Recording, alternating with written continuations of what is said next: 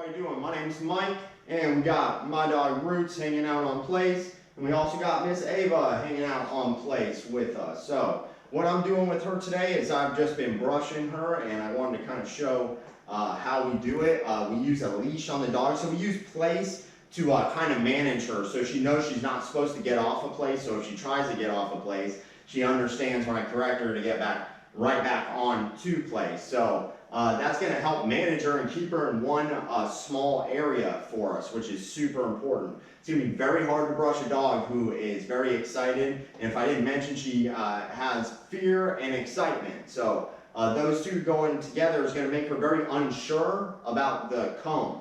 And what my job is to correct her if she goes to touch my arm with her nose or anything like that. She was nipping the owner on the leash when they're outside, so it's very important. Whenever even a puppy, if they touch my arm with their nose, they move quick like that, I always discourage that, because in my experience, that always has led to a bite. Or dogs that do bite always do that. And that's basically a warning. It's basically like they're turning to do it, but they're not doing it. So we discourage that, and then you'll never see that from the dog as long as you discourage it. And that's what this is all about, setting rules for the dog. So the dog has to have boundaries. The dog cannot do whatever she wants. She cannot just get up and be excited around me. I will correct her. And the way to get the dog to listen is you have to correct them effectively and on time. Those two things are what get her to listen.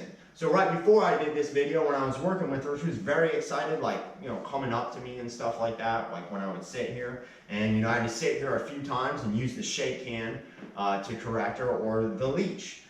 Again, that's why we use place. It helps manage them in this area. What we want to do to help the dog relax is we want to show her that I'm really not giving her a choice. I'm combing her, and if she tries to go after the comb, I will correct her with the leash, or I can even just interrupt her just by saying, hey, just like that. When she's looking at my hand or the comb or something, I can say it like that to her, and if that doesn't work, then we say no and give a correction, and that's how she's going to learn not to do things and to calm down. As you see, my dog, he's very relaxed. That's what we want her to do. She's doing that now. Even when I just talk about her, she moves her tail a little bit. So it's just important to notice when you see a dog that wags their tail a lot, that means they're excited. That doesn't mean they're happy. That just means they're excited. We want her to look like this all the time. And in fact, she looked like this all the time, she never would have even came here. So this is the desired behavior that we want from her. So what we want to do, correct her with a shake hand if we need to, or correct her with the leash, or I can use my voice. But it is important to do all these exercises in a very specific way. If you just comb your dog and your dog's excited the whole way through and you can't manage your dog or manage to calm your dog down, then the dog's basically winning. And the dog's learning to do whatever activity you're doing with it. If they're doing it very excited and you're allowing it, then they're learning that you allow that behavior. And what we want is calm behavior. The calmer the dog is like this, the more calm she will live her life in this way. So what I'm going to do is just going to stand to the side of her. I don't want to be face on with her and brush her and have my face right directly at her face. The reason is for that is because again, she was nipping the owner, so it's best to not have her face anywhere near me. And I don't even want her looking really towards me when I'm, hey, knock it off. I don't want her even looking towards me when I'm doing it. And that's the reaction I want from her. That's how we've conditioned this tool into her. Man, there's so much hair. How is there so much? She's got such short hair. I don't know how she has so much hair. She sheds so much. So it's so important to do this every single day with the dog to make sure to get that excess fur off of her, and also just gets her used to this kind of touch and being calm. Good job, girl. Good girl. Good place. So that's the added girl I give her. That's the reward I give her for being good when I was brushing her. Man, she's got so much fur. And that brush was totally clean when I started brushing her before the video. It's important to do this every day with them and get them used to that. She wasn't at the point that I could even start doing this with her until a few days ago. And this is probably the third time she's done this. So it's just very important to take them through exercises in a very specific way. When I first started, I had the leash and I was very ready right here combing her, but I had the leash. So as she goes to even even right now, she looks like she's going to go towards my arm. What I do is I'm correcting her, just a popping motion, just like that, away from me. She doesn't need to touch my hand just because my hand is here, you know, and that's the kind of habits that she was getting into. Just because my hand is here doesn't mean she needs to touch it. And yeah, she's trying hard to make a different decision. The only reason she is because I'm here with the leash. You see how she's trying very hard to not touch my hand.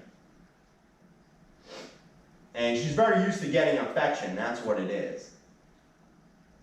That's what it is. And this is an exercise. Hey, this is an exercise for her. She's got to make a different choice, you know. Hey, place.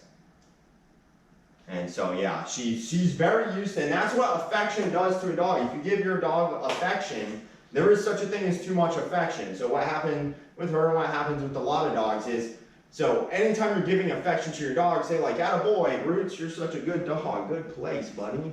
That's a good boy, good place. Now, I'm reinforcing everything he was doing in that moment.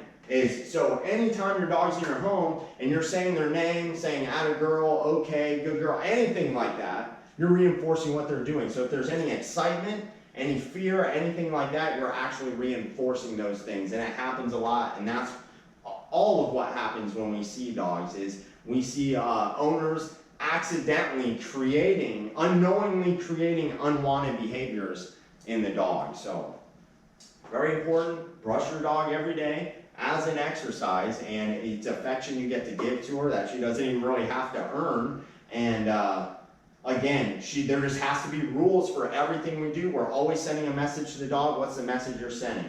There has to be rules during the brushing and during every interaction with the dog, and that's how you will get a calmer dog, is by setting boundaries and rules for everything they do. You have to set those boundaries and rules in a way they trust, understand, and respect. That is through a leash and through building confidence in them as well to do these things. Once we teach them what we want, then they understand. They feel good. Like right now, she knows I want her on place, and she feels good about it, and she knows she's doing what I'm asking her to do. So that creates a more confident dog.